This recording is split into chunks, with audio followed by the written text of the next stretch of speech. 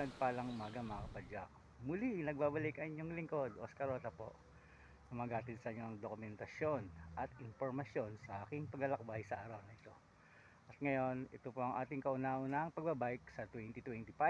Bisitahin natin ang Encantaria Nature Park na matatagpuan dito lamang po sa San Tomas, Batangas. Halina't samahan niyo ako sa aking paglalakbay sa araw na ito. So, matagal-tagal din akong hindi nakapag-post ng vlog, siguro almost 3 months. Naging busy rin ako sa paggawa ng another vlog. Ito naman po ay ang aking talent sa pagdodrawing. So meron po akong isang channel related naman po sa aking talent sa pag-paint. So ito po ang I Paint ETC. Kita po nyo yung aking mga doodle art. Merong restaurant dito so pwede ka namang hindi kumain.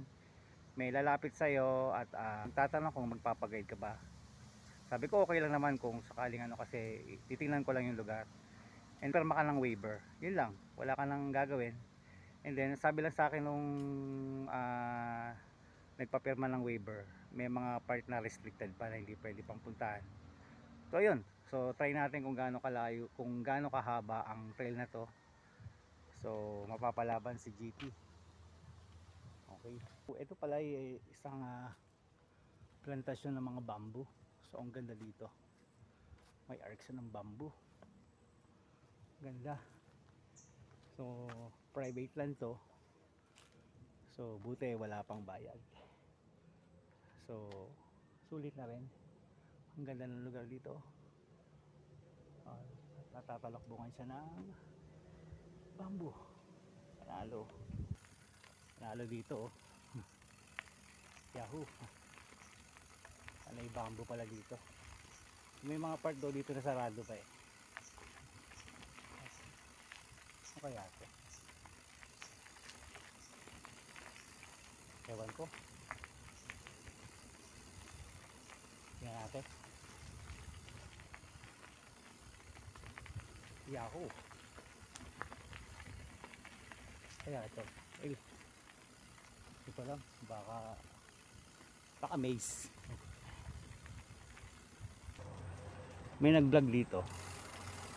Hindi naman siya pumunta sa loob ng train. Bali pumasya lang siya dun sa mga kalsada. Pero walang ganito.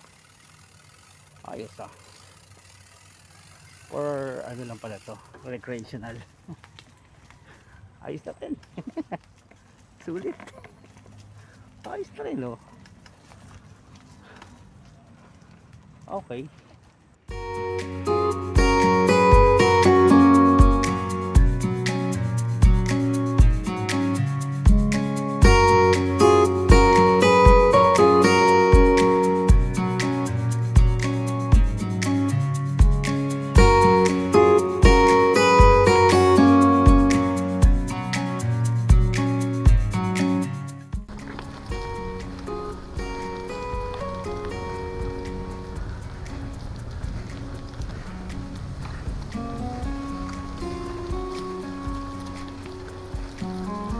Yahoo.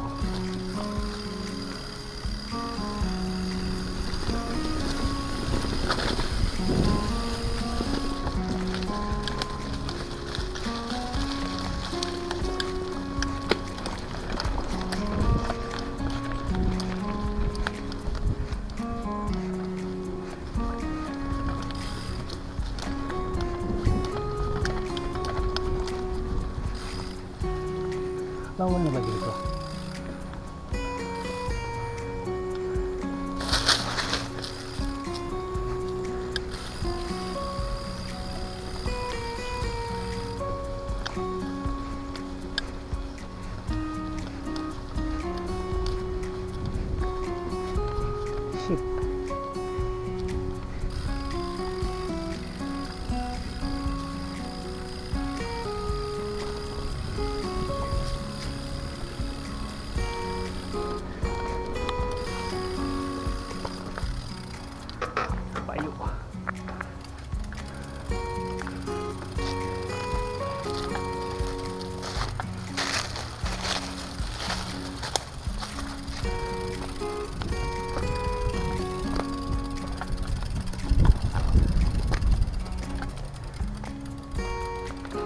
Ayan.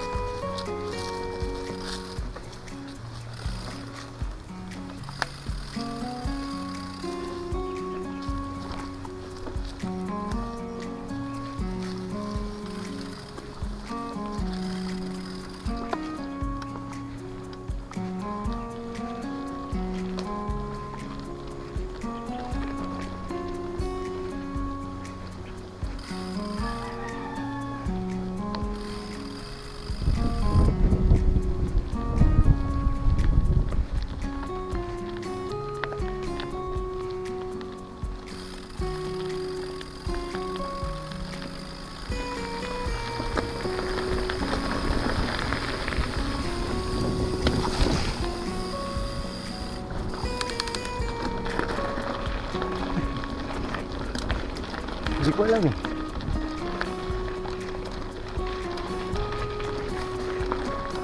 Pahiga tayo. Pahiga tayo. Nahihirap na.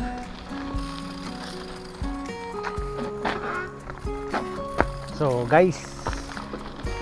So inano ko lang to. Balik na tayo. Pumasok ako dito pero hindi ako nagpag-guide. Mahirap na, baka masita tayo. Next time na lang. So magtanong na tayo kung magkano ang bayad.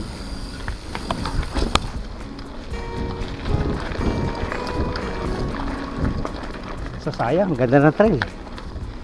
Ayos pala dito eh. Ayos. Nalo. Tatanong ko na ako magkano mag pa guide. Yan, ulit tayo dito.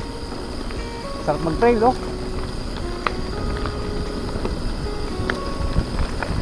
Woo!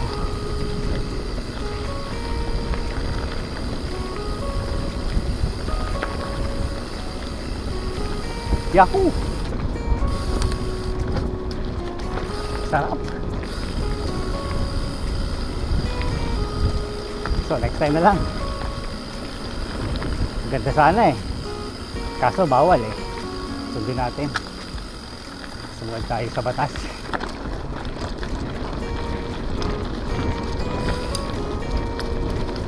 Ako ayos na rin. Sulit na rin. Enjoy na rin ako. Tama na yun. Pagod na rin ako eh.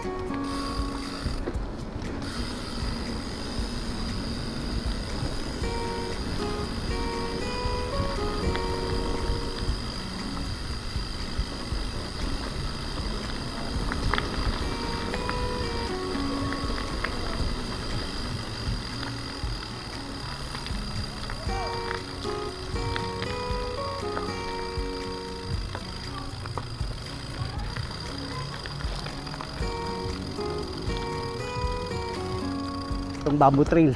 So dito walang bayad. So may kilang pero ayos na rin to. So meron palang bayad guys.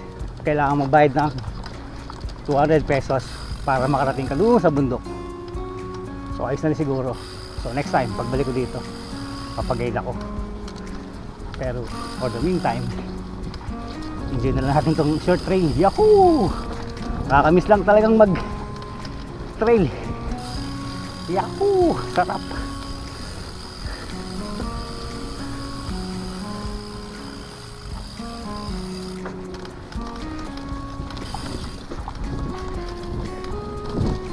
Yahoo! Kaya bye bye. Ayos na. Ayos na tayo dun. So next time palabas na ako. Tingnan din natin. Okay. So next time na pumunta ako dito. Balik na lang. 200 pa lang pag-guide. Next time na lang siguro tanghali na ako. Agahan ko na lang para makapag-guide ako. Tuesday hanggang Sunday bukas. Pag yung Tuesday, Wednesday, Thursday, Friday, alas 10 ang open. Alas 10. Pag Sabado at Linggo, 7 to 9. Oo, agahan ko na lang para makapag-guide ako. Kasi hapon na rin kung papag-guide ako. Uwi pa akong Kalamba Sige, thank you.